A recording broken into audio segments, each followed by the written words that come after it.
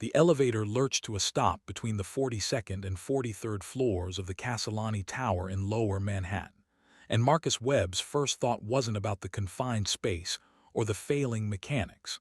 It was about his daughter's soccer practice in 2 hours, the permission slip he'd forgotten to sign that morning, and whether Mrs. Chen next door could pick up Emma from school if this took longer than 20 minutes. The man beside him, tall, silver-haired, wearing a suit that probably cost more than Marcus's monthly rent, didn't even look up from his phone. Marcus had seen him before in the building's lobby, always surrounded by people who moved like satellites around a planet. He carried himself with the kind of silence that made noise irrelevant. The emergency lights flickered on, bathing everything in amber. Marcus pressed the alarm button 3 times. Nothing. His phone showed no signal. The other man finally glanced up, and Marcus caught something unexpected in his expression, not irritation, but calculation, as if he were measuring variables in an equation only he could see. "Maintenance usually responds within 5 minutes," Marcus offered, trying to fill the silence that felt suddenly thick. "Do they?" It wasn't a question. The man's accent carried old money and continents Marcus had only seen in Emma's geography textbook. He pocketed his phone with the deliberate care of someone accustomed to being watched. Marcus noticed the man's briefcase, then Italian leather, monogrammed with initials that seemed familiar but just out of reach. Outside, through the thin elevator walls, Manhattan hummed with its usual indifference. Marcus checked his watch, 3:47 p.m. Emma's practice started at 6:00. He had time, probably. The man moved to the corner of the elevator, his back to the wall, positioning himself where he could see both the door and Marcus simultaneously. It was a subtle shift, but Marcus recognized it. He'd done the same thing himself in Kandahar, in Helmand, in every confined space where threat assessment became as natural as breathing. Their eyes met, and something unspoken passed between them. Recognition, perhaps, or warning. "You're military," the man said. Not a question this time either. Marcus nodded slowly. "Was Army, Logistics Corps, you?" The man's smile was thin as paper. "Let's say I understand the value of supply chains." He adjusted his cufflink. "Platinum," Marcus noted with a small engraving he couldn't quite make out. "My name is Alessandro Castellani." The name hit Marcus like cold water. Castellani. As in Castellani International. As in the building they were currently trapped inside. As in the company that had been in the news 6 months ago for something Marcus couldn't quite remember, something about overseas accounts and congressional investigations that had disappeared from the headlines as quickly as they'd appeared. Alessandro Castellani watched the younger man's face register the name, watched the micro-expressions that training couldn't fully suppress, the widening of pupils, the slight tension in the jaw, the involuntary glance toward the emergency phone. Marcus Webb. He'd known the name before they'd entered the elevator together. Had known it for 3 weeks, in fact, ever since his director of security had flagged an irregularity in the building's personnel files. A logistics specialist working in the mailroom. Former Army Captain Marcus Webb, honorably discharged, single father, clearance level that should have raised flags but somehow hadn't. The kind of background that made Alessandro's instincts honed over 40 years of navigating boardrooms and backrooms, where fortunes turned on whispered wordsing with warning. But Alessandro hadn't built Castellani International by trusting instincts alone. He'd built it by trusting information, and the information on Marcus Webb was simultaneously too clean and too incomplete. Military records that ended abruptly. A daughter enrolled in public school under a different last name. An apartment lease paid in cash. The elevator's emergency lights cast shadows that moved wrong, and Alessandro found himself thinking about another elevator, another city, another time when he'd been young enough to believe in coincidences. That had been Dubai, 1987, and the man who'd shared that particular confined space had tried to kill him before they'd reached the ground floor. Alessandro still had the scar. "You're wondering why the maintenance hasn't responded," Alessandro said, watching Marcus's reflection in the polished steel doors. "You're wondering if this is mechanical failure or something else." Marcus's shoulders tightened. "Is it?" "That depends entirely on who you're working for." The words hung in the recycled air between them. Alessandro saw the calculation happening behind Marcus's eyes, the same calculation he'd seen in corporate espionage agents, in federal investigators playing dress-up, in competitors who thought proximity was the same as access. But he also saw something else. Fear. Not for himself, Alessandro realized, but for someone else. The daughter, probably. Emma, age 9. Soccer, piano lessons, straight A's. The kind of leverage Alessandro had used before when circumstances required it. The kind of leverage he'd sworn he'd stopped using after Geneva, after what happened with the Rousseau family, after he'd looked in the mirror and seen his father staring back. "I'm not working for anyone," Marcus said quietly. "I'm trying to get home to my daughter." Alessandro believed him. That was the problem. He believed him, which meant either Marcus Webb was the best actor Alessandro had encountered in 4 decades, or something else was happening. Something that had put an Army logistics specialist with classified clearance in the same building as $3 billion in restructured debt that didn't officially exist. "Your daughter," Alessandro said. "Emma. She has soccer practice at 6. Marcus's head snapped around, and Alessandro saw the shift from worried father to something harder, colder. "How do you know my daughter's name?" "The same way I know you were stationed at Bagram in 2019. The same way I know you handled supply chains for operations that don't appear in any official record. The same way I know you've been in this building for 6 weeks, and in those 6 weeks, exactly 4 encrypted files have been accessed from terminals you had proximity to." Alessandro pulled a small device from his pocket, not a phone, something else, something that made Marcus's face go very still. "The same way I know this elevator didn't malfunction. It was stopped. By me." The device in Alessandro Castellani's hand was smaller than a phone, matte black, with a single LED that pulsed red in the amber emergency lighting. Marcus recognized the technology, not the specific model, but the concept. Electromagnetic pulse controller, localized range. The kind of thing that shouldn't exist outside military applications, but that always seemed to find its way into private hands when enough money changed ownership. His mind raced through options, each one narrowing to the same conclusion. This man had planned this confrontation, had manufactured it, which meant everything Marcus had built over 6 weeks, the careful routine, the invisible presence, the man who existed only on paper and punch clocks, had failed. "I don't know what you think I am," Marcus said, keeping his voice level, "but you're wrong." Alessandro's expression didn't change. "Am I? Then perhaps you can explain why a man with your particular skill set is working for $12 an hour in a mailroom. Why someone who coordinated supply chains for black operations is now sorting interoffice envelopes." He paused. "Why you're in this building at all." Marcus felt sweat gathering at his collar despite the elevator's cooling air. Emma's face flashed through his mind, her gap-toothed smile, the way she'd hugged him that morning and whispered, "I love you, Daddy," like it was a secret only they shared. He'd promised her pancakes for dinner. He'd promised her normal. "I needed a job," Marcus said. "The military doesn't exactly prepare you for civilian life."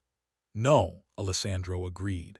"It prepares you for other things, like identifying security vulnerabilities, like understanding how information moves through an organization, like knowing exactly where someone might hide $3 billion in restructured debt that 17 countries and 4 intelligence agencies are very interested in locating." The number was specific, too specific. Marcus felt his carefully constructed walls beginning to crack. "I don't know anything about that." "Your eyes just moved left and down when you said that. Classic deception indicator. You're better than this, Captain Webb." Alessandro slipped the device back into his pocket. "Let me offer you a different narrative. 6 months ago, Castellani International was accused of hiding assets offshore. The accusations were loud, public, and very nearly destroyed everything I've built. Then they stopped. Suddenly, completely, as if someone had pulled a plug." He moved closer and Marcus instinctively shifted his weight, preparing. For what he didn't know, Alessandro noticed, stopped, held up his hands. "I'm not threatening you, I'm offering context. The accusations stopped because I made a deal with people who exist in the spaces between official channels, people who suggested I might need leverage, insurance, Evidence that certain parties with congressional oversight committees and foreign ministry connection had their own secrets worth protecting. The elevator seemed to shrink. I don't understand what this has to do with me. Everything, Alessandro said, because the deal I made required proof, documentation. Digital fingerprints connecting certain offshore accounts to certain political families. And that documentation was stored in a system that exactly 4 people had access to. 3 of those people are dead: car accident in Brussels, suicide in Prague, heart attack in Rome. He let the implications settle. You're the 4th. Marcus's throat went dry. I'm a mailroom clerk. You're a ghost, a very good one, but ghosts leave traces when they move through electronic systems. And the traces you left invisible to almost everyone match the pattern of someone accessing archived financial servers. Not stealing, copying, building a redundancy. The silence that followed felt geological, like pressure building beneath tectonic plates. Marcus's mind worked through the implications at triple speed. The deaths Alessandro had mentioned, the timeline, the specific nature of the accusation. 3 people dead. 3 people who'd had access, which meant someone was eliminating loose ends, and that someone had resources, patience, and no hesitation about collateral damage. But Alessandro was still standing here, still alive, which meant either he was the killer or he was next. If what you're saying is true, Marcus said carefully, why would you trap yourself in an elevator with the 4th person? Why not just have me arrested? Or worse, Alessandro's laugh was bitter.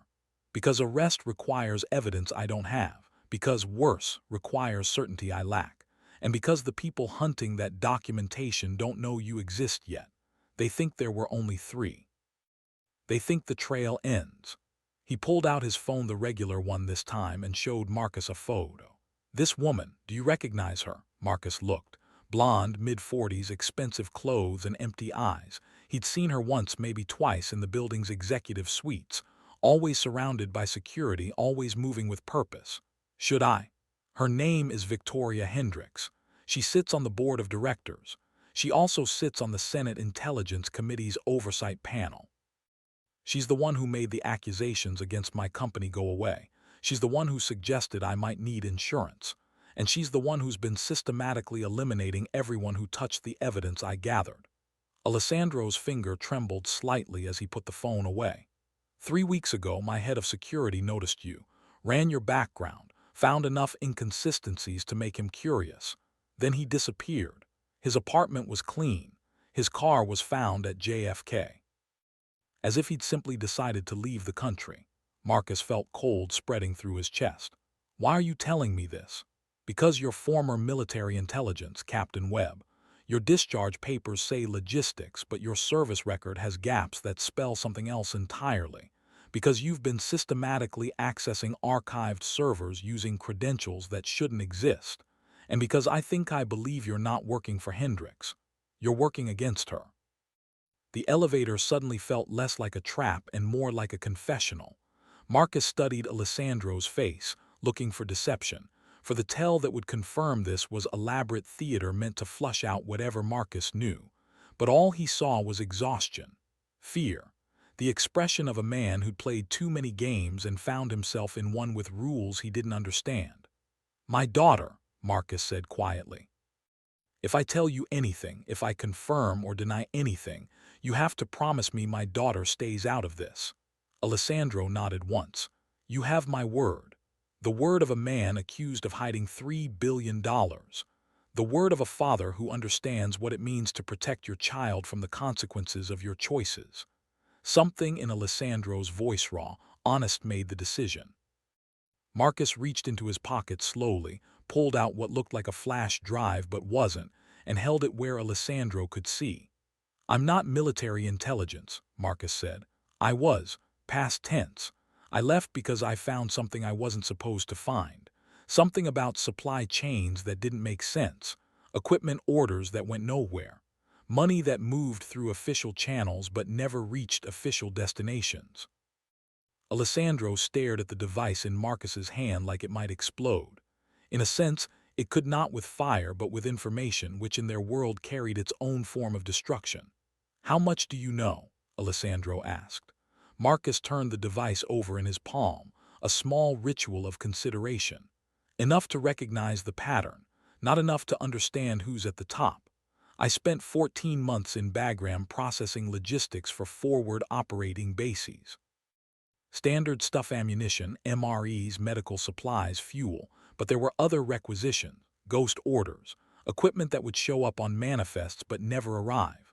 When I started flagging the discrepancies, I was told to stop asking questions. The elevator's emergency lights flickered and both men tensed, but it was just the system cycling, adjusting to prolonged emergency mode. Alessandro forced himself to breathe normally. You didn't stop asking questions. I have a daughter who asks me every night what I did to make the world better. I couldn't look at her and know I'd let something slide just because it was easier. Marcus's jaw tightened. So I started tracking the ghost orders, found a pattern. They'd route through official channels, get approved at levels that required serious clearance, then disappear into contractors, private military corporations, security firms, all legitimate on paper. Castellani International holds contracts with several such firms, Alessandro said quietly. I know, that's why I'm here. 3 months after I started my investigation, I was ordered to deploy to a FOB in Helmand. Standard rotation, except it wasn't. The base came under attack my second night there. Coordinated, professional. They knew exactly where our ammunition was stored, where our communications hub was located. They knew because someone told them. Alessandro watched Marcus's face close down, saw the memory playing behind his eyes. 11 soldiers died, Marcus continued. I survived because I was in the latrine when the attack started. When I got back stateside, I was honorably discharged. Medical reasons, PTSD, which was true enough that nobody questioned it. But the real reason was that I'd started asking questions about who might have provided intelligence for that attack. And you think Victoria Hendricks was involved? I think she's part of a network that treats military logistics like a personal bank account. Equipment gets ordered officially through proper channels, but it gets diverted, sold, redistributed to whoever pays the best price, and the soldiers who ask questions end up dead or silenced. Alessandro felt pieces clicking into place, a puzzle he'd been staring at for 6 months suddenly resolving into coherent image. The $3 billion, the accusations against my company. They weren't about what I'd done, they were about what I'd discovered, Marcus nodded. Your company's legitimate contracts provided cover for illegitimate ones. Someone was using Castellani International as a pass-through, moving equipment and money that should have gone to soldiers in the field. When you started noticing irregularities in your accounts, when you started asking your own questions, you became a liability. So Hendricks made a deal with me. Offered to make the accusations disappear if I helped gather evidence against others. Alessandro's voice was hollow. I thought I was protecting my company. I thought I was the predator. I was the bait. You were both, Marcus said. They needed you to gather evidence on other players so they could consolidate control. And when you'd served your purpose, they'd eliminate you too, make it look like guilt. A man who couldn't live with what he'd done. Alessandro's hands were shaking now. The elevator's confined space suddenly felt like a strategic position, the kind Marcus had learned to evaluate in hostile territory. Walls on 3 sides, 1 exit, limited visibility, no backup. Except this time the enemy wasn't outside.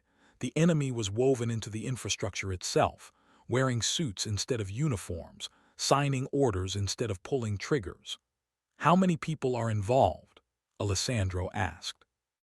Marcus considered the question, weighed the danger of full disclosure against the mathematics of survival. The network I've identified has 17 core members, 8 in government, 3 congressional staffers, 2 duty acquisitions officers, 2 State Department logistics coordinators, and Victoria Hendricks. 9 in private sector, 6 CEOs of military contractors, 2 executives at shipping conglomerates, and someone high up in customs enforcement. But I suspect there are more I haven't identified yet. How long has this been operating? At least 8 years, possibly longer. The earliest financial patterns I could trace date back to 2015, but the methodology suggests this was established practice by then, not experimental. Someone spent time perfecting this system. Alessandro moved to the elevator's control panel, studied it with the focus of a man looking for exits that didn't exist. The documentation I gathered. The evidence Hendricks wanted. It was all financial offshore accounts, shell companies, transaction records. I never understood why she wanted me to go so deep into the banking structure. I thought it was leverage, but it wasn't. It was cleaning house, Marcus confirmed. She was identifying which accounts were compromised, which shell companies had been flagged by international authorities, which financial pathways were still secure. You weren't gathering evidence against anyone. You were doing reconnaissance for them. The implications hit Alessandro like physical weight. My God, I helped them reorganize, helped them make their operation more efficient. The 3 people they killed, they weren't loose ends. They were competitors, people who'd helped me gather evidence that exposed rival factions within the network. Bernard Tessier in Brussels, Marcus said, reading from memory. He specialized in EU banking regulations. Maria Kovac in Prague handled Eastern European logistics. Antonio Ferri in Rome managed Mediterranean shipping routes. Each one represented a different geographic theater of operations. Each one knew enough to potentially interfere with consolidation. Alessandro's breathing was shallow now. I signed their death warrants. You didn't know. That's not an excuse. No, Marcus agreed. But it's a reason. And reasons matter when you're deciding whether to trust someone. They stood in the amber light, 2 men who'd arrived in this elevator as strangers and would leave it as something else, accomplices or enemies, depending on the next few minutes. The device in your hand, Alessandro said. What's on it? Copies. Documentation of every ghost order I could trace, every financial irregularity, every personnel file of soldiers who died in circumstances that deserved more investigation than they received. Names, dates, transaction records, shipping manifests. Enough to prove the network exists, not enough to take it down. Why not? Because proving conspiracy and prosecuting conspiracy are different things. Everyone involved has legitimate reasons for their communications. They use official channels. They follow proper protocols. The illegality is in the accumulation and the pattern. But patterns aren't proof in court, they're just suspicious coincidences. Alessandro understood immediately. You need someone to testify. Someone inside the network who can connect the pattern to intent. Yes. And you thought that someone was me, Marcus nodded slowly. You were positioned perfectly, deep enough inside to understand the mechanics, clean enough that your testimony would be credible, and desperate enough after the accusations, after the investigation, that you might be willing to burn everything down if it meant clearing your name. The recognition in Alessandro's eyes confirmed Marcus's assessment. But then my head of security started digging into your background, Alessandro said, and he found enough to make him curious, which means Hendricks might know you exist after all. Marcus felt his carefully maintained composure crack. What exactly did your security chief find? Inconsistencies. Your military discharge papers listed medical reasons, but the timeline didn't match standard protocols. Your housing records showed addresses in 3 cities simultaneously. Your daughter's school enrollment used a different last name, Chen, which you'd claimed was just your neighbor. He flagged it for review, planned to investigate further, then disappeared. When? 3 weeks ago, October 28th. He missed a meeting with me, which wasn't unusual. But then he missed his daughter's birthday party on November 1st. That was unusual. His family filed a missing person report. Police found his car at JFK long-term parking, passport missing from his home safe, but no flight records, no credit card activity, nothing. Alessandro's voice cracked slightly. He was a good man, thorough, loyal. He would have told me before he left the country. Marcus felt cold certainty settling in his chest. They didn't make him disappear because he found me. They made him disappear because his investigation would have led back to them. If he'd kept pulling threads, he'd have eventually connected the financial irregularities to the military logistics problems. He'd have seen the pattern, which means they're cleaning house again, eliminating anyone who might piece things together. Alessandro pulled out his phone, started scrolling through contacts. I need to warn, don't. Marcus's voice was sharp. The moment you make contact, you confirm that you know something's wrong. You might as well paint a target on your back. There are people I trust. People who work for me. are there. Can you say with absolute certainty that none of your inner circle have been compromised, that none of them are reporting your activities to Hendricks? The phone stayed in Alessandro's hand, unused. What do you suggest? We assume we're both exposed. Your security chief's investigation flagged my background, which means those records exist somewhere in your company's system.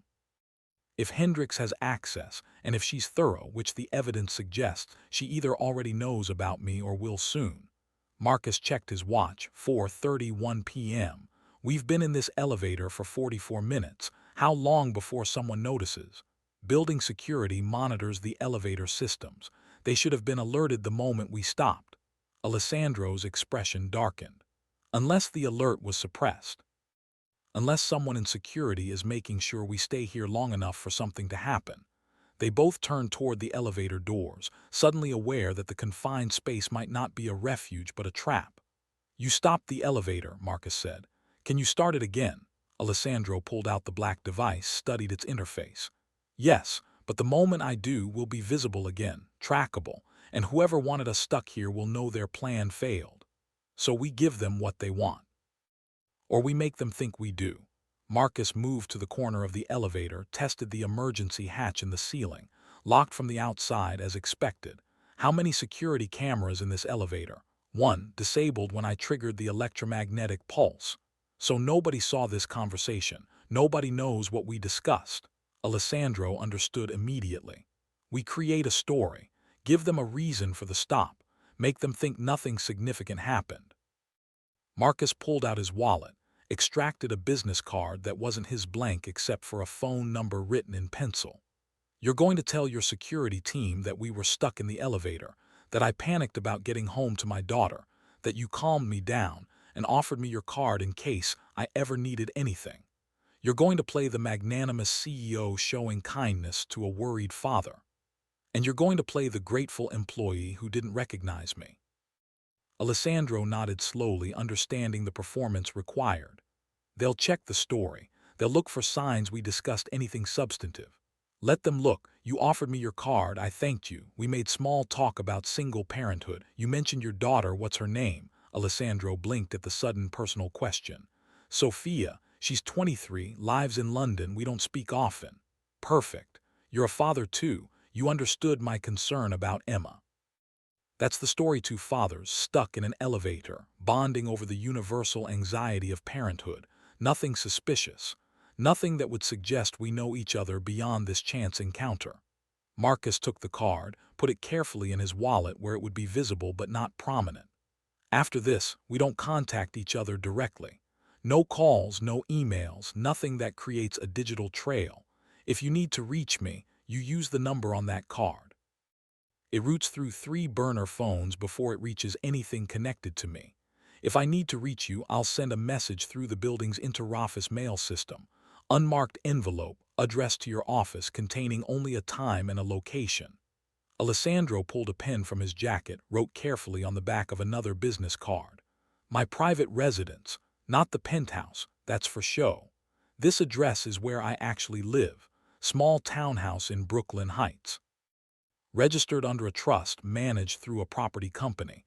If something happens to me, if I disappear or die under suspicious circumstances, go there. There's a safe in the basement behind the water heater. Code is Sophia's birthday, October 15th, 1001. He handed Marcus the card. Inside is documentation of everything.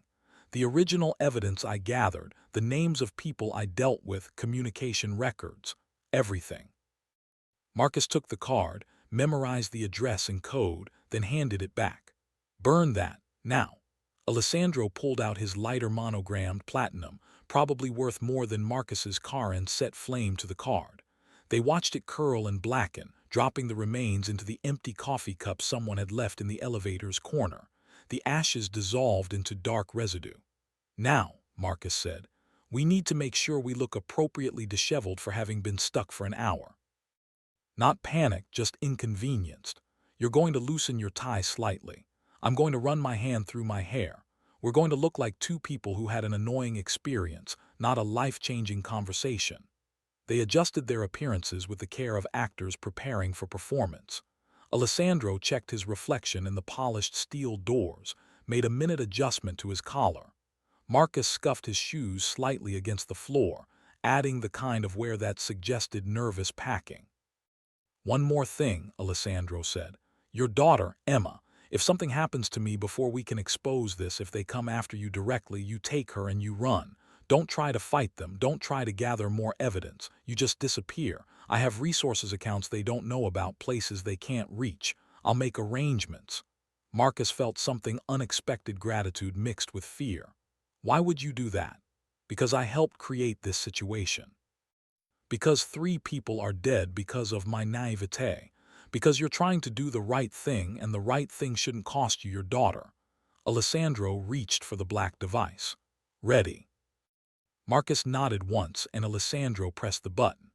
The elevator shuddered and the normal lights flickered back on, harsh and fluorescent after the amber emergency glow. The car began descending, smooth and mechanical, as if nothing had interrupted its journey. The floor indicator showed them passing the 41st floor, 40th, 39th. Marcus leaned against the wall, adopting the posture of someone tired rather than terrified. Alessandro straightened his tie, checked his phone with the distracted air of an executive whose time had been wasted. They didn't speak. The performance had begun. The elevator reached the lobby and the doors slid open to reveal a small crowd building security, maintenance staff, 2 people in suits that screamed corporate management. A woman in her 50s, dark hair pulled back severely, stepped forward immediately. "Mr. Castellani, we're so sorry. The system experienced a malfunction. Are you all right?" "Fine, Ms. Chen, though I've missed 2 meetings." Alessandro's voice carried the right tone of irritation without anger. I'm sorry I didn't catch your name." Marcus Webb, I work in the mailroom." Marcus extended his hand and Alessandro shook it with the brief, professional grip of someone acknowledging a stranger. Mr. Webb was understandably concerned about getting home to his daughter. "Soccer practice, wasn't it?" "Yes, sir. Thank you for, talking me down." "I'm not great with confined spaces." Marcus offered a sheepish smile that felt like glass in his mouth. The woman Chen, though Marcus noted with cold certainty that she wasn't Mrs. Chen from next door, wasn't anyone he'd ever met before despite her familiar name, smiled with professional warmth. "We'll make sure maintenance thoroughly inspects that elevator. Mr. Webb, you're welcome to leave early if you need to make your daughter's practice. We'll mark it as building emergency, no lost pay." "Thanks. I appreciate that." Marcus moved toward the lobby exit, conscious of eyes tracking him. Alessandro turned to Ms. Chen, already launching into executive mode. "I want a full report on the malfunction. This building is supposed to be state-of-the-art. If there are systemic issues—" His voice faded as Marcus pushed through the revolving doors into the November afternoon. The cold air hit him like a baptism. Marcus walked 2 blocks before allowing himself to check his surroundings properly. Standard counter-surveillance window reflections, sudden stops, double-back routes. No obvious tails, but that meant nothing. Professional surveillance was invisible until it wanted to be seen. His phone buzzed. Mrs. Chen from next door, the real one, confirming she'd pick up Emma from school. Marcus typed a quick thanks, then made a decision. He pulled the battery from his phone, dropped the phone in a trash can, pocketed the battery. The device Marcus had shown Alessandro went into his jacket's interior pocket, sewn shut with 3 quick stitches from the emergency kit he always carried. He'd transfer it tonight, somewhere public, somewhere with cameras that could provide alibis but no audio that could capture conversations. A coffee shop, maybe, or a bookstore. Somewhere Alessandro's people could find him if they needed to, but where Hendrix's people would see only an innocent civilian going about his evening. Marcus caught a taxi, paid cash, gave an address 6 blocks from his actual apartment. He'd walk the rest, vary his route, make sure no one connected his movements to his home. To Emma. The driver was quiet and Marcus watched Manhattan slide past the window. Somewhere in this city, in an office tower or a restaurant or maybe a nondescript building in Queens, Victoria Hendrix was making decisions about who lived and died. Somewhere, other people Marcus had never met were moving money and equipment and bodies across borders, treating soldiers like inventory and ethics like inconvenience. And somewhere, Alessandro Castellani was probably sitting in his office, realizing that the elevator malfunction wasn't mechanical at all, that someone had interrupted Alessandro's electromagnetic pulse with their own countermeasure, that their conversation had been a gift from whoever was truly running this operation. The realization hit Marcus as he paid the taxi driver they'd been allowed to talk. Someone had wanted that conversation to happen. The electromagnetic pulse that Alessandro thought he'd controlled, the convenient timing of the stop, the fact that they'd been trapped long enough to establish trust but not long enough to raise serious questions. It was too perfect. Marcus walked quickly now, cutting through a pharmacy, out the back entrance, through an alley that connected to a different street. His mind raced through implications. If someone had orchestrated their meeting, who?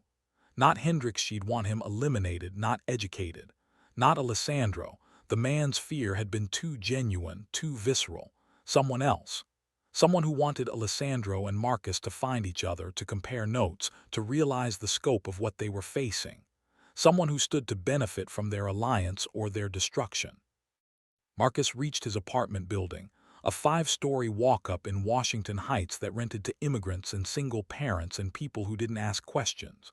Mrs. Chen was sitting on the front steps, Emma beside her, both eating ice cream despite the November cold. "Daddy," Emma launched herself at him, and Marcus caught her, held her tight enough to feel her heartbeat against his chest. "You're late."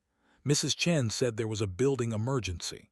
"Just an elevator malfunction, nothing serious." Marcus set her down, smiled at Mrs. Chen.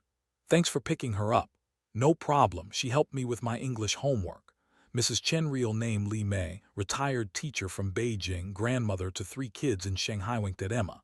"She's a good teacher." They went upstairs and Marcus made pancakes while Emma did homework at the kitchen table. He watched her bent over math problems, her tongue sticking out slightly in concentration, her hair falling across her face. 9 years old. Too young to understand that her father's choices had put them both in danger. Too young to know that somewhere in Manhattan, people were deciding whether Marcus Webb was an asset or a liability. After dinner, after Emma's bath and bedtime story, after she'd finally fallen asleep with her stuffed rabbit tucked under one arm, Marcus sat in the dark living room and considered his options. Running was smart. Taking Alessandro's offer, accessing those hidden accounts, disappearing into whatever network of safe houses a billionaire could arrange. He could give Emma a new name, a new life, somewhere far from New York and military logistics and $3 billion in blood money. But running meant leaving the evidence buried, meant letting Victoria Hendricks and her network continue.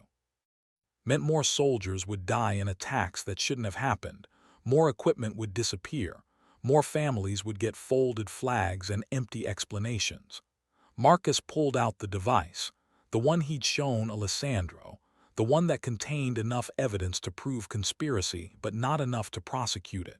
He'd spent 3 years gathering this information. 3 years of careful documentation, of cross-referencing shipping manifests with deployment orders, of tracking money through shell companies and offshore accounts. 3 years of living like a ghost because the moment he became visible, he became target.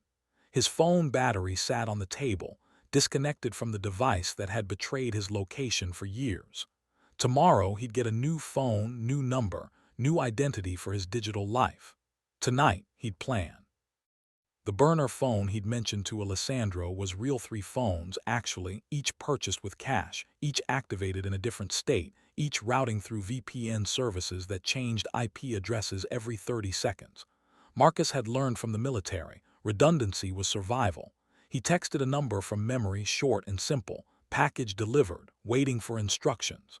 The reply came 17 minutes later, stand by, verification in progress. Marcus knew what that meant. Somewhere, someone was checking Alessandro Castellani's movements, confirming the elevator malfunction, verifying the story Marcus and Alessandro had performed. Someone was making sure the alliance was real, not a trap. The verification text came at 2:47 a.m., jerking Marcus from shallow sleep on the couch where he'd positioned himself between Emma's bedroom and the apartment's only entrance. Confirmed, Tuesday, noon. Location 7. Marcus deleted the message, pulled the battery from the burner phone, placed both in separate drawers. Location 7 was a bookstore in Greenwich Village, small and independent, with a cafe in the back where people could sit for hours without attracting attention. Noon was smart busy enough for cover, public enough for safety. Tuesday gave them 3 days to prepare, to watch for surveillance, to make sure nobody was manipulating them toward something worse. Emma emerged from her bedroom at 6:30, sleepy and hungry. Marcus made eggs and toast, helped her pick out clothes, braided her hair the way she liked it, tight enough to stay all day, loose enough not to hurt. He walked her to school, holding her hand, memorizing the feel of it. At the school gates, she hugged him. "Are you okay, Daddy? You seem sad." Marcus crouched down, met her eyes. "I'm okay, baby, just tired, lots on my mind." "Is it because of your friend who died, the one from the army?" He'd told her about Michael Brennan 2 months ago when the news had reached him through unofficial channels. Another soldier who'd asked too many questions, another convenient training accident, another funeral with full military honors and whispered questions. "Yeah, I miss him. He was a good man. The best." "Then you should make sure people remember him right. That's what Mrs. Chen says, we honor the dead by telling their true stories." Marcus held her tighter. "You're very smart, you know that. I get it from you." She kissed his cheek and ran toward her classroom, backpack bouncing, completely unaware that she just articulated exactly why Marcus couldn't run, couldn't hide, couldn't let this go. We honor the dead by telling their true stories.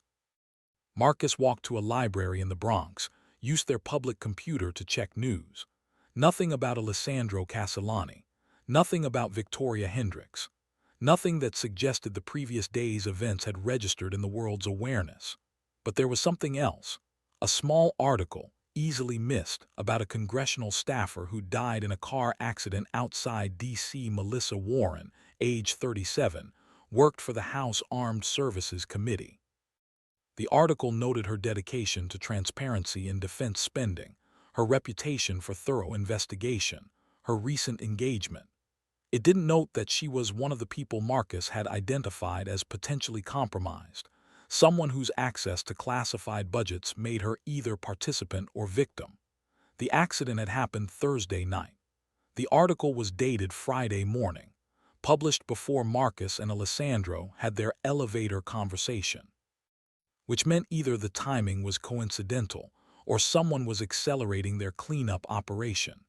Marcus cleared his browser history, left the library, walked for 2 hours through neighborhoods where cameras were sparse and faces were forgettable. He stopped at a bodega, bought a prepaid credit card with cash, used it at a different bodega to buy another burner phone. At a McDonald's in Queens, he activated the phone and sent a single text to Alessandro's private number, the one written on the card that had burned in the elevator. "Congressional staffer, Thursday, accelerating, careful." The reply came within minutes. "Noticed, 3 more deaths since October. Pattern is clear." Marcus felt cold settling in his stomach. 3 more deaths. People Alessandro must have worked with, people who'd touched the evidence, people who knew enough to be dangerous. They weren't just cleaning house, they were burning it down. Tuesday arrived wrapped in rain, the kind of cold November downpour that emptied sidewalks and made everyone hurry with their heads down. Perfect weather for a meeting no one should notice. Marcus dropped Emma at school, then took the subway south, changing trains 3 times, doubling back twice, watching reflections in faces and the subtle tells of professional surveillance. He saw nothing, which meant either he was clean or whoever was watching him was better than he was. Both possibilities terrified him equally. He reached the bookstore at 11:47, bought a coffee and a used paperback about military logistics. The irony wasn't lost on him and settled into a corner seat with sightlines to both the entrance and the emergency exit. Alessandro arrived at 11:58, looking different than he had in the elevator. No suit, just jeans and a dark wool coat, collar turned up against the rain. He bought tea, browsed the history section, selected a book about maritime trade routes, paid cash. Only then did he move toward the cafe section, choosing a table one removed from Marcus's position. They didn't acknowledge each other. Marcus read his book. Alessandro read his. 10 minutes passed. The cafe was moderately busy, students on laptops, a mother with a toddler, an elderly couple sharing a newspaper. No one seemed interested in two men reading in separate corners. At 12:10, Alessandro stood, left his book on the table, went to the bathroom. Marcus waited 30 seconds, then moved to Alessandro's table, picked up the discarded book and sat down. Between pages 43 and 44 was a folded piece of paper. Marcus read quickly, 5 more deaths confirmed. Pattern, everyone I interviewed for original investigation. They're eliminating all contact points. Found surveillance devices in my apartment yesterday. Professional grade. Not sure how long they've been active. May have recordings of conversations with family business partners. Using this to map my network. Need to move faster. What's your timeline for going public? Marcus pulled out his pen, wrote on the other side of the paper. Not ready. Evidence proves pattern but not intent. Need testimony from inside network. Need someone who can connect documentation to specific orders. Do you have anyone who might flip? He refolded the paper, placed it in his own book, set the book on the edge of the table, stood and moved toward the bathroom. They passed each other in the narrow hallway, didn't speak, didn't make eye contact. Marcus used the bathroom, washed his hands thoroughly, studied his reflection. He looked older than 34, tired, hunted. When he returned to the cafe, his book was gone. Alessandro's was back on his table. Marcus bought another coffee, sat in his original position, watched Alessandro read and make notes. At 12:31, Alessandro stood, returned his book to the history shelf, left the store. Marcus waited 15 minutes, then left as well. The rain had intensified. Marcus walked 4 blocks before checking the book. New note, different handwriting, firmer, more controlled. One possibility, Daniel Reeves, Army Logistics Coordinator, Fort Belvoir. One of the names you identified. I had dealings with him in 2019, equipment contracts for bases in Afghanistan. He seemed uncomfortable during our meeting, asked questions about oversight and accountability. If anyone in the network has conscience, it's him. Problem, he's careful. Any direct approach will spook him. Need indirect contact. Need reason for him to reach out voluntarily. Marcus knew the name. Daniel Reeves, Colonel, 23 years of service, decorated combat veteran, 2 tour in Iraq, 3 in Afghanistan. His name appeared in 17 of the ghost requisitions Marcus had documented. He was either deep inside the network or deeply troubled by it. Either way, approaching him directly was suicide. But there was another way. Marcus spent Tuesday afternoon in libraries and internet cafes, using public computers and VPN services to research Daniel Reeves. Social media was minimal, professional accounts only, no personal details, no photos of family. But there were other traces. A daughter at Georgetown, studying international relations. A wife who ran a charity for veterans' families. A brother who wrote op-eds about military ethics for mid-tier publications. The brother was the weak point, Marcus realized. Thomas Reeves, freelance journalist, specializing in defense policy and military accountability. His articles criticized wasteful spending, questioned contractor oversight, advocated for transparency. Exactly the kind of person who might be interested in a story about ghost requisitions and missing equipment. Marcus crafted an email carefully, using a disposable account created through layers of proxies. Mr. Reeves, I'm a former Army logistics officer with documentation of equipment procurement irregularities involving bases in Afghanistan between 2018 and 2021. The pattern suggests systematic diversion of military resources through contractor channels. I believe your reporting background makes you ideal to investigate this story. If you're interested, I can provide evidence and connect you with sources who can verify the claims. This is sensitive material that involves current personnel, so discretion is essential. Are you interested in pursuing this story? He attached a single document, a redacted shipping manifest showing equipment ordered but never delivered, routing numbers that led to shell companies, authorization signatures that included Daniel Reeves's name. Enough to prove legitimacy, not enough to expose the full network. Marcus sent the email at 6:47 p.m. from a library in Staten Island, then destroyed the temporary email account and cleared all browser data. If Thomas Reeves was legitimate, he'd recognize the story's importance. If he was compromised, he'd report the contact to his brother or to Hendricks. Either way, Marcus would have his answer. Wednesday morning, Emma was quiet at breakfast. "Mrs. Chen says we might move soon." "Is that true?" Marcus felt his heart stop. "What? No, why would she say that?" "She didn't say it to me. She was talking to Mr. Park from downstairs. She said you asked about breaking your lease, about apartment deposits in other cities." Marcus kept his voice steady. "I've been thinking about options, better schools for you, safer neighborhoods, but nothing's decided. I don't want to move. My friends are here. My school is here." "I know, baby, I know." He kissed the top of her head. "Nothing's going to change without us talking about it first, okay?" But everything had already changed. Mrs. Chen wasn't just a helpful neighbor, she was compromised, either reporting to someone or being used to send messages. The comment about breaking the lease was manufactured, a way to let Marcus know they were watching his contingency planning. He walked Emma to school, then took a different route home, circling the block 3 times, checking windows and rooftops and the cars parked too long in the same spaces. His apartment building looked normal, but normal meant nothing anymore. Inside his apartment, Marcus packed methodically. 2 bags, one for him, one for Emma. Essentials only. Clothes, documents, cash, the external drive with backup copies of all his evidence. He left everything else.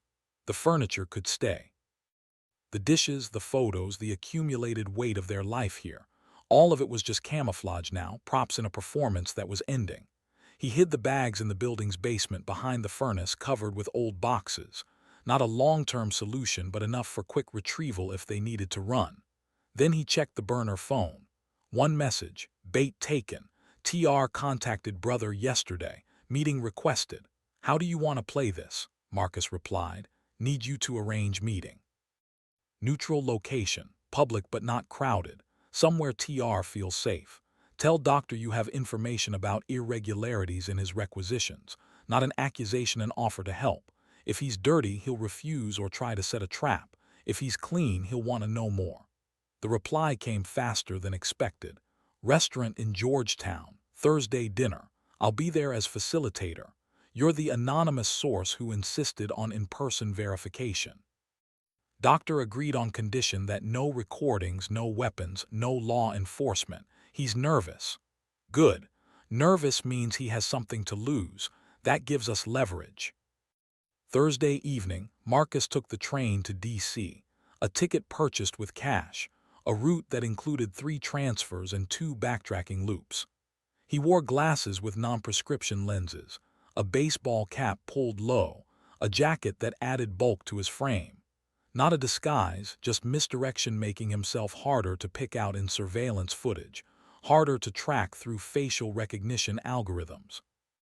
The restaurant was Italian, small and expensive, the kind of place where conversations stayed private because everyone dining was having conversations they didn't want overheard. Marcus arrived at 6:00 p.m. for a 7:00 p.m. meeting, ordered water, positioned himself to watch the entrance.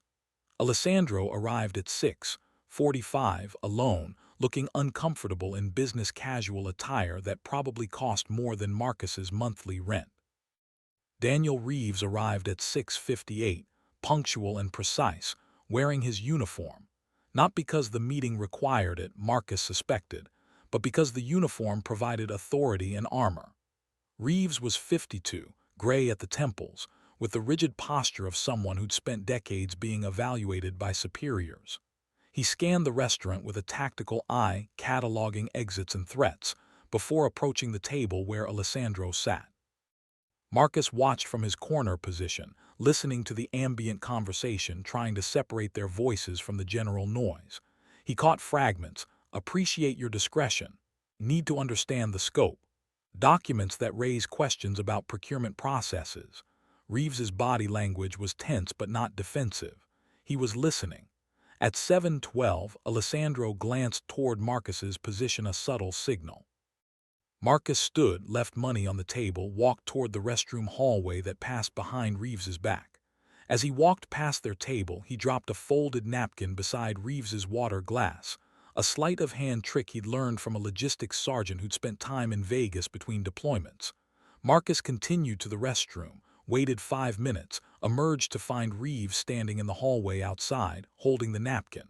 "You're the source." "Not a question." "I am." "The documentation you sent my brother. It's incomplete. You redacted authorization signatures, routing numbers, contract values.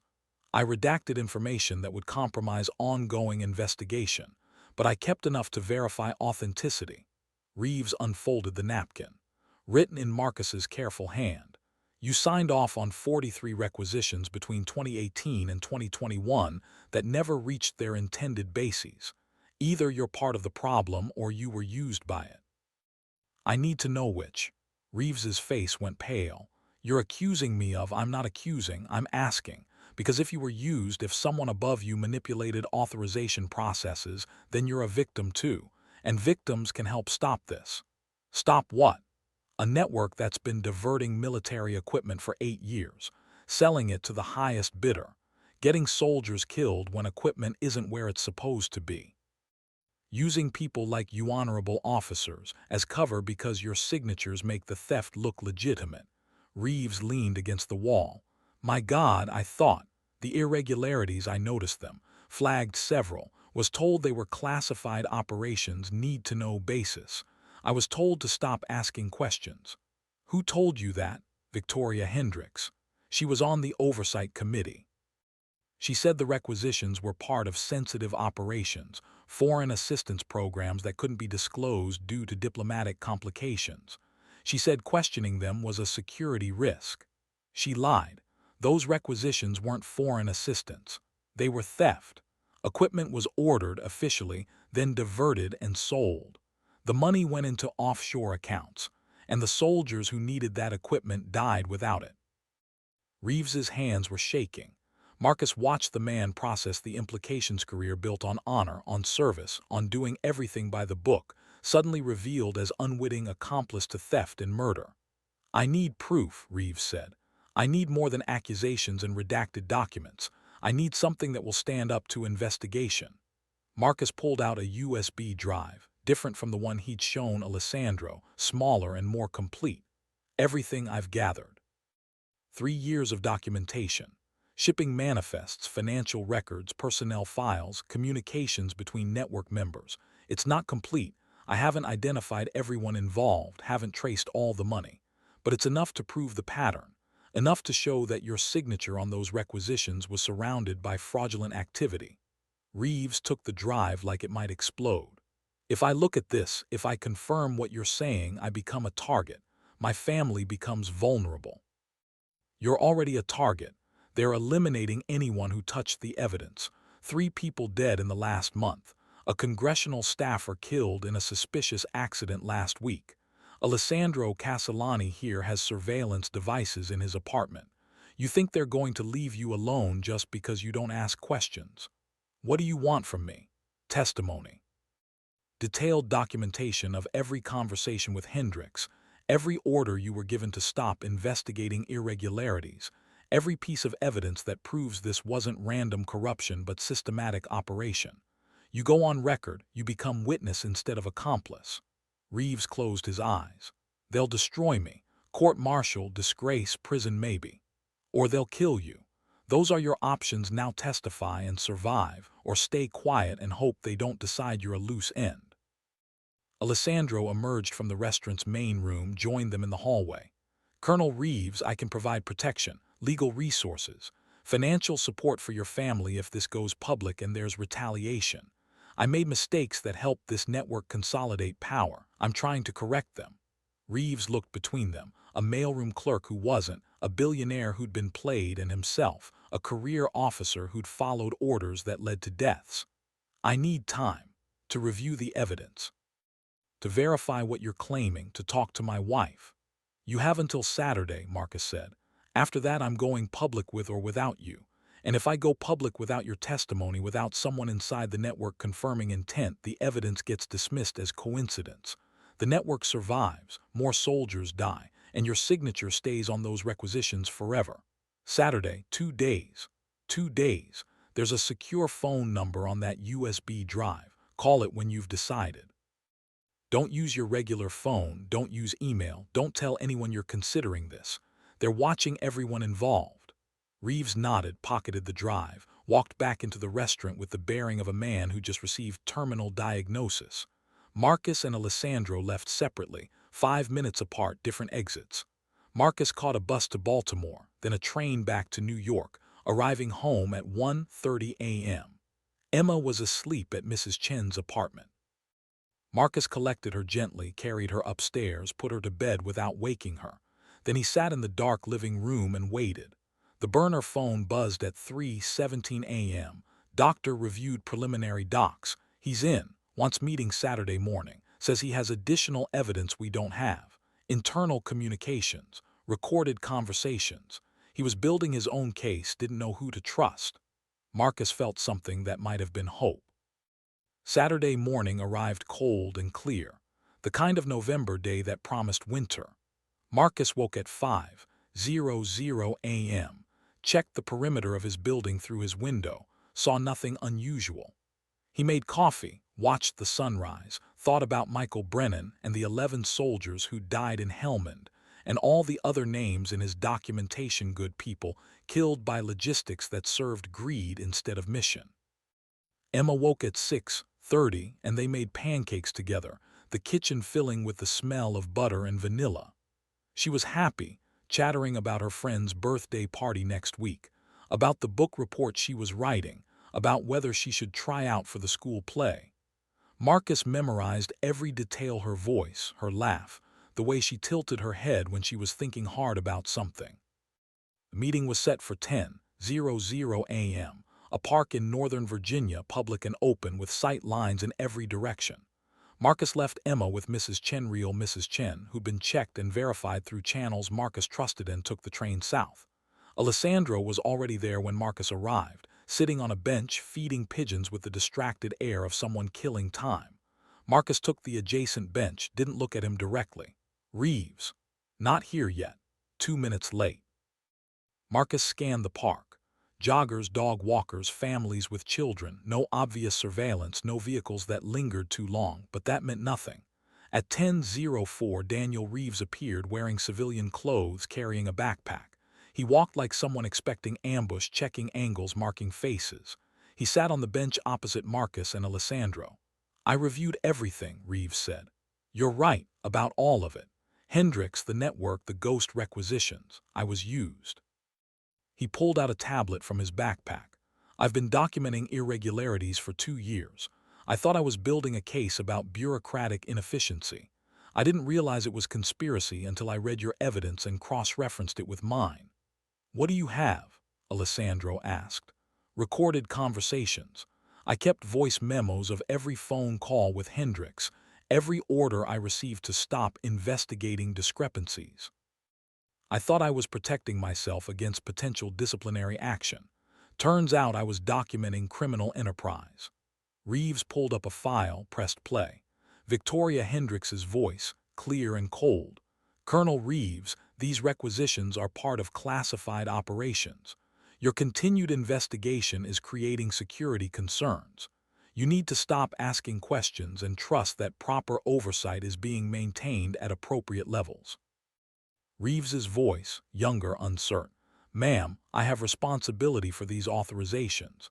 If equipment isn't reaching designated bases, I need to know why. The equipment is reaching its destinations, just not the destinations listed on official paperwork. This is standard practice for sensitive operations. You're not cleared for operational details. Then perhaps I shouldn't be signing off on authorizations without understanding where equipment is actually going." "Colonel, are you refusing to follow orders?" A pause. "No, ma'am, I'm requesting clarification. The clarification is that you sign the authorizations, you file the paperwork correctly, and you stop investigating routing discrepancies. That's not a request." The recording ended. Reeves had 36 more like it, spanning 18 months. Each one documented Hendricks ordering him to ignore irregularities, threatening his career, implying that questions were insubordination. "This is it," Marcus said quietly. "This proves intent, proves the network wasn't accidental incompetence but deliberate operation. With your testimony and these recordings, we can prosecute. There's more, Reeves said. I started tracking the equipment after it left the official supply chain, used contacts in logistics, called in favors, followed shipping manifests through civilian carriers. Some of the equipment ended up in conflict zones Syria, Libya, Yemen, being used by groups we're officially not supporting. Some was sold to criminal organizations in Eastern Europe. Some just disappeared, presumably into private arsenals. Alessandro leaned forward. You have documentation of the end users. Some, not all, but enough to prove the equipment didn't stay in U.S. military hands. Enough to show that someone was profiting from selling American military resources to whoever paid the best price. Marcus felt pieces falling into place, the full scope of the operation finally visible. This wasn't just theft, it was arms dealing, using the United States military as cover, turning official procurement channels into a private weapons market. How many people are involved? Reeves pulled up a spreadsheet on his tablet. Based on my investigation cross-referenced with your documentation, I've identified 23 active participants. 8 in military logistics, 6 in congressional oversight positions, 9 in private sector defense contracting. The structure is cellular. Most participants only know a few others in the network, not the full operation. Hendricks appears to be a hub connecting multiple cells. Who's at the top? Alessandro asked. Reeves's expression darkened. That's the problem. I can't identify a clear hierarchy. The network seems to operate through consensus, with different people managing different geographic regions or equipment categories. It's distributed authority, which makes it harder to dismantle because removing one person doesn't collapse the structure. Marcus understood immediately. It's designed to survive investigation. Even if we expose Hendricks, even if we prosecute half the network, the other half continues operating. They'll just recruit new people, establish new protocols, keep going. Unless we expose everything at once, Alessandro said. If we document the full network, every participant, every transaction, and release it all simultaneously, they can't contain the damage. It becomes too big to suppress. Reeves nodded slowly. I have contacts at the Department of Defense Inspector General's office, people I trust. If we give them everything, your documentation, my recordings, Alessandro's financial evidence, they can launch a comprehensive investigation. Criminal referrals to Justice Department, coordination with FBI, maybe even military tribunal for uniformed personnel. That's assuming the IG's office isn't compromised, Marcus said. Assuming someone inside doesn't tip off the network before the investigation can launch. It's a risk, Reeves acknowledged. But what's the alternative? We can't go to media without verification. They'll dismiss it as conspiracy theory. We can't go to Congress. Half of them are probably compromised. We need law enforcement, and IG is the best option we have. They sat in silence, weighing the risk. A child's laughter carried across the park, and Marcus thought about Emma, about soccer practice and homework and the 1,000 ordinary miracles of a normal life. Everything he was risking by being here. Everything he'd already lost by learning too much. I need protection for my daughter, Marcus said. Before we do this, before we hand over evidence, I need guarantee that Emma stays safe regardless of what happens to me. Alessandro pulled out his phone, made a call that lasted 30 seconds, then handed the phone to Marcus. Read the confirmation number on the screen to the person who answers. Marcus did. A voice on the other end: professional, efficient, confirmed receipt of instructions. A trust has been established in your daughter's name. Educational expenses, living expenses, security detail if necessary. Managed by a law firm in Switzerland that specializes in protecting vulnerable witnesses. Even if something happens to you, she'll be provided for. Why are you doing this? Marcus asked. Alessandro's smile was sad. Because I have a daughter too. Because I wasn't there for her when she needed me, when her mother died, and I was too busy building an empire to notice my child was falling apart. Because money can't buy redemption, but it can buy safety, and that's something. Reeves stood. I need to go. My wife thinks I'm at a logistics conference. If I'm gone too long, she'll worry. How do we coordinate the handoff to the IG? Monday morning, Marcus said. You make the appointment, tell them you have evidence of procurement fraud. Don't give details over phone. Alessandro and I will arrive separately as supporting witnesses. We give them everything: documents, recordings, financial evidence, all at once. Marcus spent Saturday afternoon and Sunday in a state of hypervigilance that made sleep impossible. Every car that slowed near his building, every footstep in the hallway outside his apartment, every unexpected text or phone call triggered adrenaline responses that left him shaking. Emma noticed, because she always noticed. "Daddy, are you sick?" she asked Sunday night, curled up next to him on the couch while they watched a movie. She'd picked something animated, cheerful, safely disconnected from reality. "No, baby, just tired, work stuff." "Is it the same work stuff that made you sad about your friend?" Too perceptive. She got that from her mother, who'd been able to read Marcus like a map, who'd known when he was holding something back, when the weight of things he couldn't discuss was crushing him. "Yeah, but it's almost done. After tomorrow, things will be better." He hoped he wasn't lying. Monday morning, Marcus took Emma to school early, walked her to her classroom instead of leaving her at the gate. He hugged her longer than usual. "Daddy, you're squishing me. Sorry, I just love you a lot." "I love you too, but you're being weird." "I know, I'll try to be less weird when I pick you up." Mrs. Chen was waiting outside the school gates when Marcus left. Real Mrs. Chen, with her kind eyes and practical shoes and the bearing of someone who'd survived things Marcus could only imagine. "You're going to do something dangerous today," she said. "Not a question. How do you know?" "Because I know that look. My husband had it before he went to Tiananmen Square in 1989. The look of someone who's decided that principle matters more than safety." She grabbed Marcus's arm, surprisingly strong. "You come back to your daughter. Whatever you're doing, you come back." "I'm trying to." "Try harder." Marcus took the train to D.C., watching faces, checking for patterns in movement, seeing surveillance everywhere and nowhere simultaneously. The IG's office was in the Pentagon, which required clearance Marcus no longer had. But Reeves had arranged visitor passes, listed them as witnesses for a classified logistics review. They arrived separately: Reeves at 9:00 a.m., Alessandro at 9:15, Marcus at 9:30. The security screening was thorough, multiple checks, questions about the purpose of their visit. Marcus's military background helped, providing cover story that satisfied the guards. They met in a conference room, 4th floor, no windows.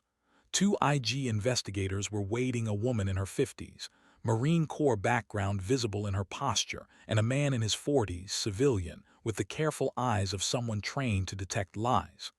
"Colonel Reeves," the woman said, "your request for this meeting mentioned evidence of procurement fraud. That's a serious allegation." "I'm aware, Inspector Kovacs. What I have is more serious than you're imagining." Reeves laid out his tablet, his recordings, his documentation. Marcus added the USB drives with his evidence. Alessandro provided his financial records, the evidence he'd gathered about offshore accounts and shell companies. For 2 hours, they walked the investigators through the network names, transactions, shipping routes, recorded conversations, the proof of systematic theft spanning 8 years. Inspector Kovacs took notes with mechanical precision. Her partner, Morrison, interrupted occasionally with sharp questions that tested the evidence's validity. "This is extensive," Kovacs said finally. "If this is accurate, we're looking at conspiracy that involves active duty military personnel, congressional oversight members, and major defense contractors. The political implications are irrelevant," Reeves said. "Soldiers died because equipment wasn't where it was supposed to be. That's the only implication that matters." Kovacs nodded slowly. "You understand what happens next. We'll need to verify this evidence independently. We'll need sworn statements from all of you. We'll need to coordinate with FBI, with DOJ, possibly with congressional committees. This isn't a quick process." "How long?" Marcus asked. "Months, maybe longer. And during that time, you'll all need to be available for questioning. You'll need protection, probably. If this network is as extensive as you claim, they'll try to prevent testimony." "They're already trying," Alessandro said. 5 people connected to this evidence have died in the past 6 weeks. Inspector Kovacs's expression hardened. "Names?" I need names of the deceased, dates, circumstances. If we can prove ongoing intimidation or elimination of witnesses, we can accelerate the investigation, get emergency protective measures in place. They spent another hour documenting the deaths: Bernard Tessier, Maria Kovac, Antonio Ferri, Melissa Warren, Alessandro's head of security.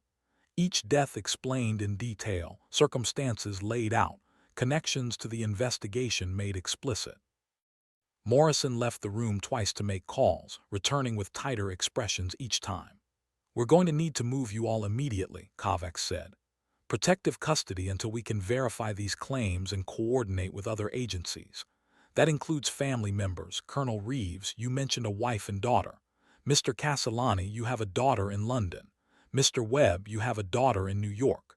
We'll arrange secure locations, limited communication, supervised contact." Marcus felt his chest tight.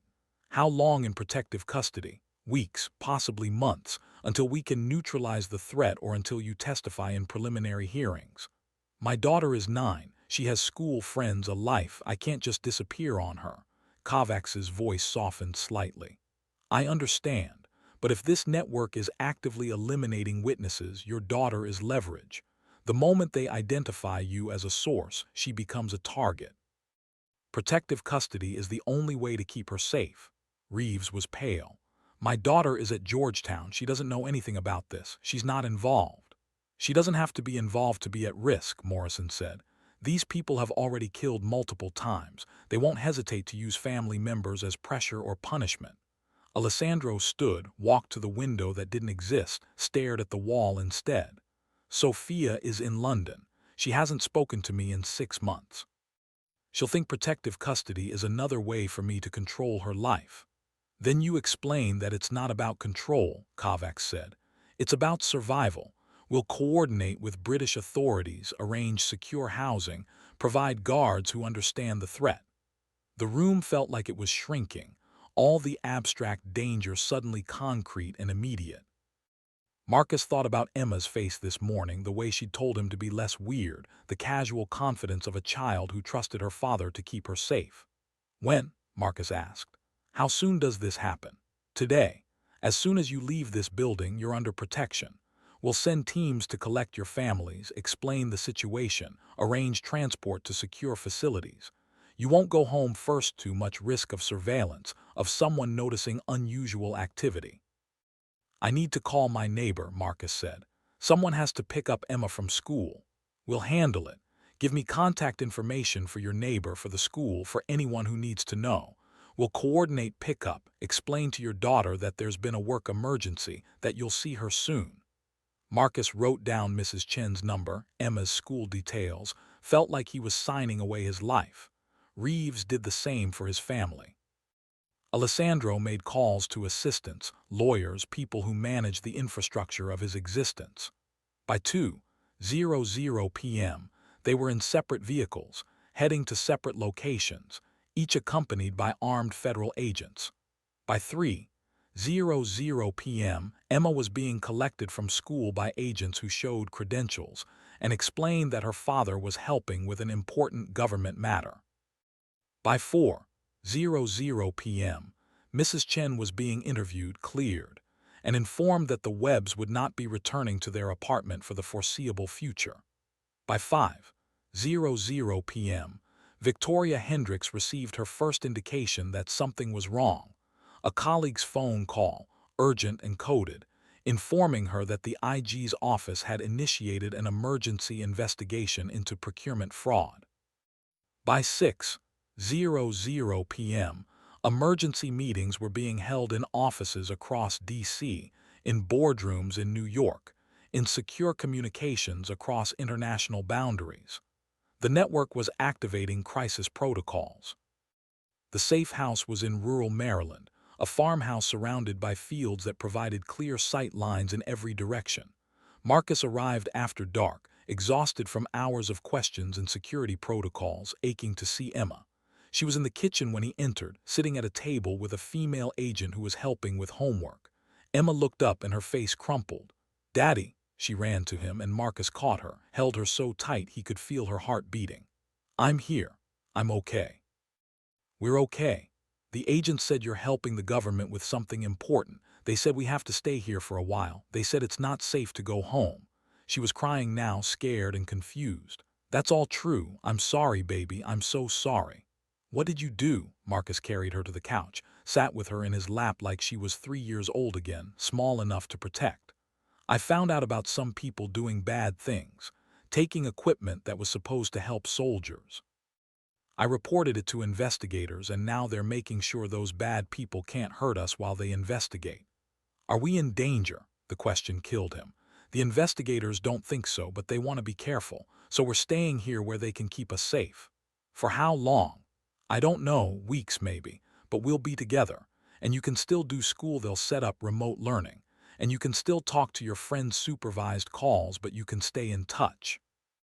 Emma was quiet for a long time. Then, is this because of your army friend, the one who died? Partly. There were a lot of soldiers who died because the bad people took equipment they needed. I'm trying to make sure it doesn't happen anymore. Mrs. Chen says we honor the dead by telling their true stories. She's right, that's exactly what I'm doing. Emma nodded against his chest. Okay, then I'll be brave, because if you're helping soldiers, that's important, more important than soccer practice. Marcus felt tears on his face. You're the bravest person I know. They spent the evening establishing new routines, homework at the kitchen table, dinner with the agents who were surprisingly kind, surprisingly normal, a movie on the laptop one of the agents provided. By 9:00 p.m., Emma was asleep in the bedroom they'd been assigned, and Marcus was alone with Inspector Kovacs, who'd arrived after dinner. How are you holding up? She asked. I've been better. How's the investigation? Moving fast. We've verified enough of your evidence to get FBI and DOJ involved. They're preparing arrest warrants for 8 people, search warrants for 20 locations. We're coordinating with international agencies for evidence located overseas. This is going to be the biggest military corruption case in decades. And my family's safety. We have teams on Colonel Reeves's wife and daughter, on Mr. Castellani's daughter in London, on you and Emma. Round-the-clock protection until we can neutralize the threat. We're also monitoring known associates of network members, watching for signs they're planning retaliation. Kovacs paused. There's something else. One of the names on your list, a DoD acquisitions officer named Richard Chen, was found dead this morning, apparent suicide. He left a note confessing to procurement fraud, taking sole responsibility, exonerating everyone else. Marcus felt cold certainty. It wasn't suicide. No. Forensics is still processing the scene, but preliminary evidence suggests he was killed, staged to look self-inflicted. The confession note was typed, not handwritten. The gun was wiped clean, unlikely if he'd actually used it himself. Someone's trying to create a fall guy, contain the investigation to one person. Which means they know we went to the IG. They're already trying to control the narrative. The next morning brought news of more deaths. 2 congressional staffers, both on committees with oversight of defense procurement, killed in a gas leak at a shared apartment in Arlington. A defense contractor CEO whose private plane crashed in Pennsylvania. A shipping company executive who had a fatal heart attack during a morning jog. They're accelerating, Inspector Morrison said during the emergency briefing at the safe house. He'd brought 2 FBI agents, a DOJ prosecutor, and a grim expression that suggested none of this was unexpected. We anticipated retaliation, but not this fast or this comprehensive. They're eliminating anyone who might corroborate your evidence before we can place them in protective custody. Marcus watched Emma through the kitchen doorway, still asleep upstairs, blissfully unaware that the world they'd known was collapsing. How many people are we talking about? How many potential witnesses do you need? Ideally, 20.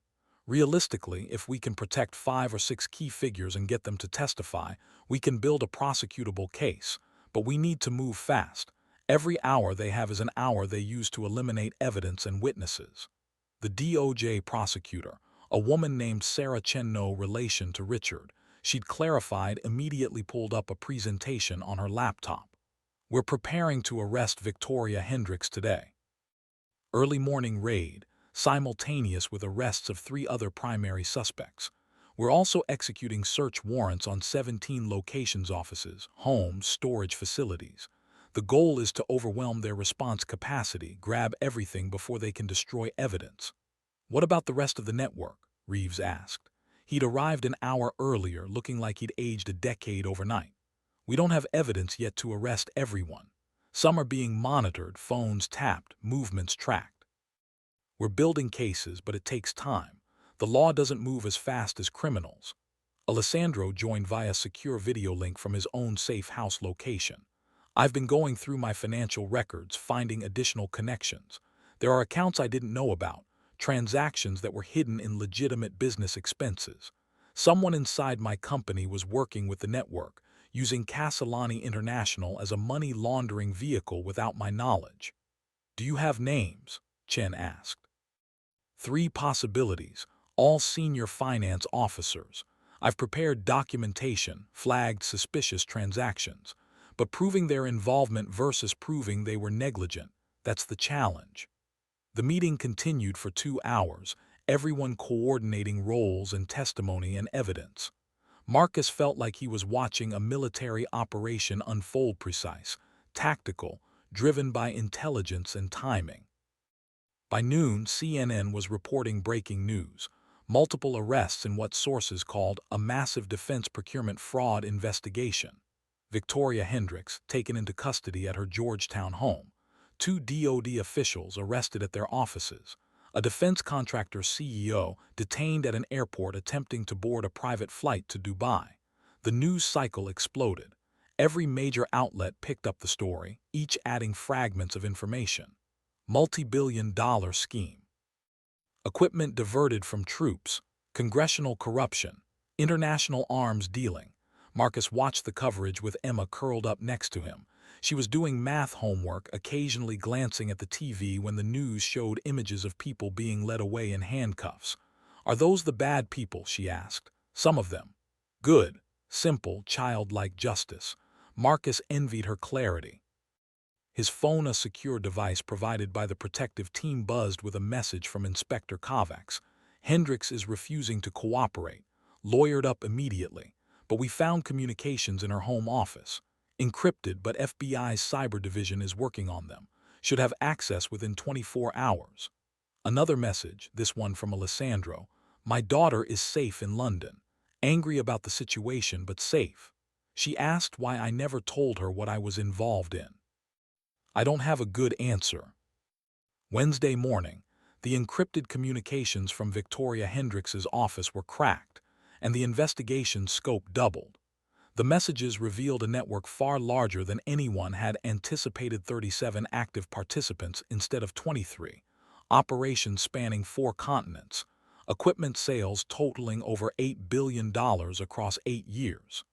This isn't just procurement fraud, Inspector Morrison said during the emergency briefing. This is organized crime operating at state level. We're talking about a syndicate that rivals international drug cartels in scope and sophistication. The messages also revealed contingency plans for exactly this situation: evidence caches hidden in multiple countries, dead man switches designed to release compromising information on investigators if key members were arrested, financial resources allocated for witness elimination. They planned for this, Sarah Chen said, her voice tight. They knew eventually someone would investigate. They built a network designed to survive law enforcement attention. Can you stop them? Marcus asked. Can you protect everyone who's at risk? We're trying. We've placed 17 people in protective custody. We've frozen over $400 million in accounts we can definitely link to the network. We've coordinated with Interpol to track suspects who have fled internationally. But we can't protect everyone, and we can't freeze assets we can't find. Alessandro's voice came through the video link. Use me. Put me in front of cameras. Let me explain what happened, how I was used, what I discovered. Make me the face of this investigation. It'll draw their attention to me, away from the others. That's essentially painting a target on yourself, Morrison said. That's the point. I have resources they don't: private security, international contacts, the ability to disappear if necessary. Let me be the distraction while you build your cases. Kovacs and Morrison exchanged looks. It's risky. If they succeed in eliminating you, we lose a key witness. Your testimony is essential to proving the financial structure of the network. My testimony is already documented. Hours of depositions, every financial record I have. If something happens to me, you still have the evidence. But if nothing happens to me, if I survive and testify in person, the impact is greater. The decision was made within an hour. Alessandro would do a press conference, explain his role in discovering the network, call for full investigation and accountability. It would make him the most visible target, but it might also buy time for the investigation to solidify cases against other members. Marcus watched the press conference from the safe house, Emma at his side. Alessandro looked calm, controlled, every inch the corporate CEO used to managing public perception. But there was something else in his expression: determination, maybe, or exhaustion, the relief of finally telling the truth. My name is Alessandro Castellani. 6 months ago, my company was accused of hiding assets offshore. Those accusations were true, but not in the way you might think. I was manipulated by a criminal network operating within U.S. military logistics, congressional oversight, and private defense contracting. I helped them unknowingly, and when I discovered the truth, I became a target. Today, I'm here to explain what I've learned and to urge anyone else who has information about this network to come forward. The cost of silence is measured in soldiers' lives. The cost of truth is measured in justice. The press conference lasted 40 minutes. Alessandro took questions, provided details, named names where legally permitted. By the time it ended, social media was exploding. News outlets were scrambling for interviews, and somewhere in the network, someone was making decisions about how to respond. The response came at 9:47 p.m. Alessandro's secure facility in upstate New York was breached by 4 individuals dressed as utility workers. They disabled cameras, neutralized 2 guards, reached Alessandro's room. But they didn't account for the 3rd guard, an FBI agent positioned in an adjacent room who responded to the alarm and engaged the intruders. Gunfire. Chaos. When it ended, 3 intruders were dead, 1 was in custody. Both FBI agents were wounded but stable, and Alessandro was unharmed but shaken. Marcus learned about the attack via emergency message at 10:15 p.m. Breach at Castellani location. Subject secure. 4 hostiles engaged.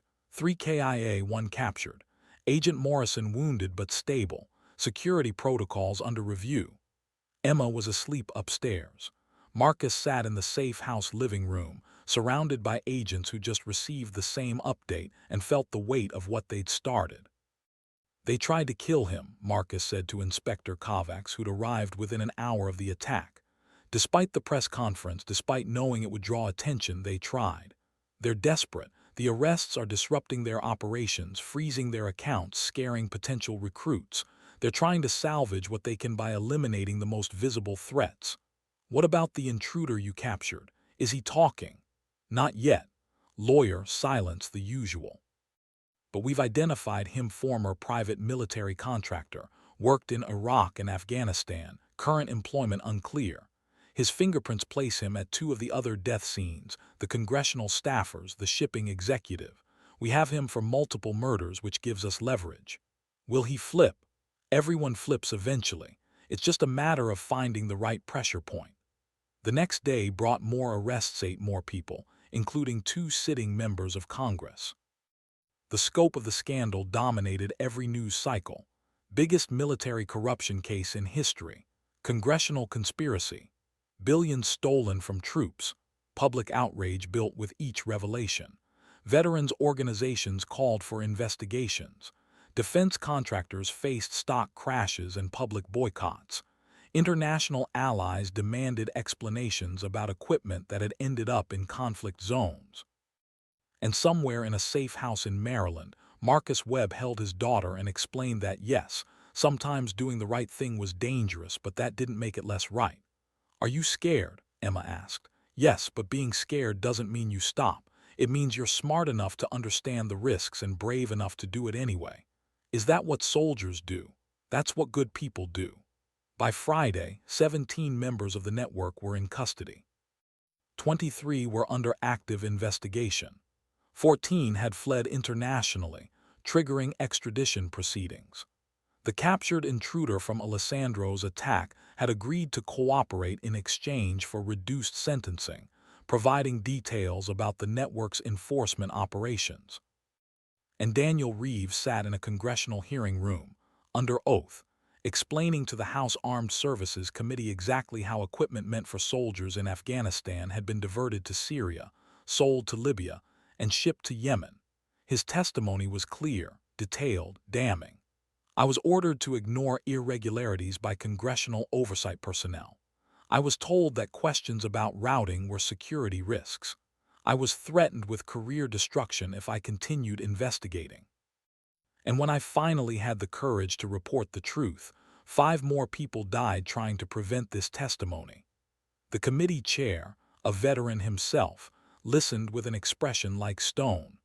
Colonel Reeves, in your professional opinion, how many soldiers died because equipment wasn't where it was supposed to be? Reeves's voice cracked slightly.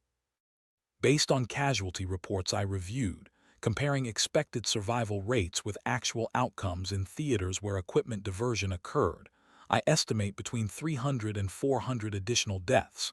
Soldiers who would have survived if they'd had the armor, ammunition, or medical supplies that were officially allocated but actually diverted. The number landed like a bomb.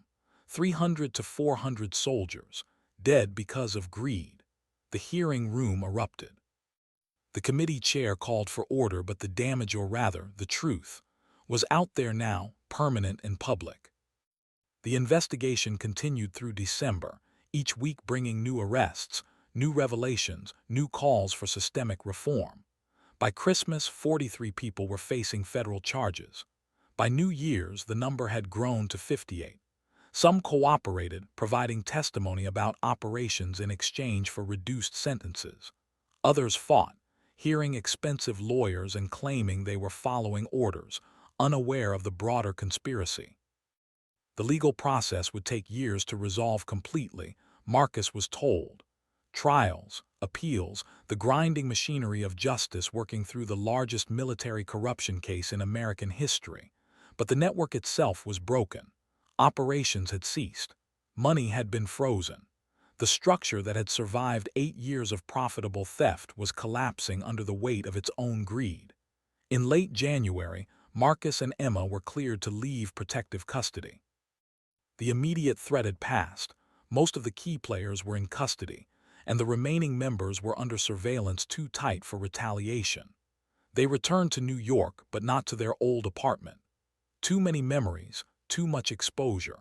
Instead, Alessandro had arranged a small house in Queens paid for through the trust he'd established for Emma, managed by lawyers who specialized in protecting witnesses and their families. "It's yours," Alessandro said when they met for the first time since the press conference. He looked thinner, older, worn down by months of testimony and security and the weight of what he'd helped expose. "The house, the trust, everything. You and Emma deserve more than what you had. I can't accept you can and you will, because I need to believe that good people who do brave things shouldn't have to keep living in the shadows, wondering when the next threat will arrive. Let me give you this. Let me do something that actually helps instead of just making money." Marcus looked at Emma, who was exploring the house's small backyard, delighted by the presence of a tree and some grass. "Thank you," Alessandro nodded. "Sophia came home, from London. She's staying with me for a while, trying to understand what happened, who I actually am beyond the man who was always too busy for her. It's awkward and difficult and sometimes painful, but it's honest. That's progress." They stood in the kitchen of Marcus's new house, 2 men who'd met in an elevator and discovered they were both trapped in something larger than themselves. "What happens now?" Marcus asked. "For you, I mean. The company, the investigation, everything." "Castellani International is being restructured. New leadership, new oversight, complete audit of every contract we hold. I'm stepping back from daily operations, taking a position as ethics consultant, ironically enough. Using what I learned to help other companies avoid being manipulated the way I was." Alessandro smiled sadly. "As for the investigation, I testify in April, then again in June, then probably several more times over the next few years. I'll spend my remaining years explaining my mistakes and trying to ensure nobody repeats them." That sounds exhausting. It sounds like penance, which is appropriate. They talked for another hour about testimony and trials and the slow process of rebuilding lives after everything breaks. Then Alessandro left, and Marcus made dinner for Emma in their new kitchen, in their new house, in their new life. That night after Emma was asleep, Marcus sat at his laptop and wrote. He'd been asked by a veterans organization to document his experience, to explain how he discovered the network, what had driven him to investigate despite the risks. The organization wanted to publish his account, use it to advocate for procurement reform and oversight improvements. Marcus wrote about Michael Brennan and the 11 soldiers in Helmand, about ghost requisitions and shipping manifests that led nowhere, about 3 years of documentation and the slow realization that he'd stumbled into something vast. He wrote about meeting Alessandro in an elevator, about Daniel Reeves and his courage to testify despite career consequences, about Inspector Kovacs and the investigators who'd moved faster than anyone expected. But mostly, he wrote about Emma, about a daughter who asked what he did to make the world better, who believed that her father was a good man doing good work, who'd been brave when the situation required bravery, and who'd never lost faith that they'd be okay. We honor the dead by telling their true stories, Marcus wrote, quoting Mrs. Chen through Emma. And we honor the living by refusing to accept that corruption is inevitable, that theft is just cost of doing business, that soldiers' lives are acceptable collateral damage in someone else's profit margin. The article would be published in March, triggering another wave of media attention and calls for reform. It would lead to congressional hearings about procurement oversight, new legislation about transparency, investigations into other potential networks operating in different sectors. But that was all still future. Tonight, Marcus saved the document, closed his laptop, and checked on Emma one more time. She was sleeping peacefully, her stuffed rabbit tucked under one arm, completely secure in the knowledge that her father would keep her safe. Marcus had made a lot of promises over the years, to his country, to his unit, to himself. But the promise he made to Emma was the one that mattered most, and he'd kept it. They were safe. They were together. They were home. The investigation would continue for years. Trials would unfold slowly, justice would be served in increments, and the full scope of the network would probably never be completely known. But the core operation was broken. The systematic theft had stopped. The people who'd profited from soldiers' deaths were facing accountability. It wasn't perfect justice. Some people had fled to countries without extradition treaties. Some evidence had been destroyed before investigators could secure it. Some questions would never have answers, but it was enough. It had to be enough. Because Marcus couldn't spend the rest of his life chasing perfect justice while his daughter grew up waiting for him to come home. He'd done what he could. He'd exposed what needed exposing. He told the truth even when truth was dangerous. Now it was time to live the life he'd been fighting to protect. Marcus walked downstairs, made tea, sat in the quiet living room of his new house. He thought about Alessandro, about the strange friendship born in crisis, about Reeves, who'd risked everything to do the right thing, about Kovacs and Morrison and all the investigators who'd believed them when belief required evidence they hadn't fully gathered yet. But mostly he thought about Michael Brennan and the others, the soldiers who died because equipment wasn't where it should have been, the people who'd paid the ultimate price for someone else's greed. He thought about their families, about the explanations that rang hollow, about the questions that deserved better answers than training accident or enemy fire. We honor the dead by telling their true stories, Marcus whispered to the empty room. And in that quiet moment, in a house in Queens on a cold January night, he believed he'd done exactly that. The rest, the trials, the reforms, the slow machinery of accountability, would unfold in time. But Marcus Webb had done his part. He'd been a mailroom clerk who'd asked too many questions. He'd been a logistics officer who'd noticed patterns others missed. He'd been a father who'd refused to let his daughter grow up in a world where truth was optional and justice was negotiable. And in the end, that had been enough. The morning would bring new challenges, testimony to review, security protocols to follow, the ongoing process of being a witness in the biggest military corruption case in history. But tonight, Marcus was just a father in a quiet house, grateful for safety and second chances and the fierce love of a 9-year-old girl who believed her father could make the world better. He finished his tea, turned off the lights, and went upstairs to sleep. Tomorrow would come soon enough, bringing whatever it brought, but tonight they were home, they were safe, they were together, and that was everything that mattered.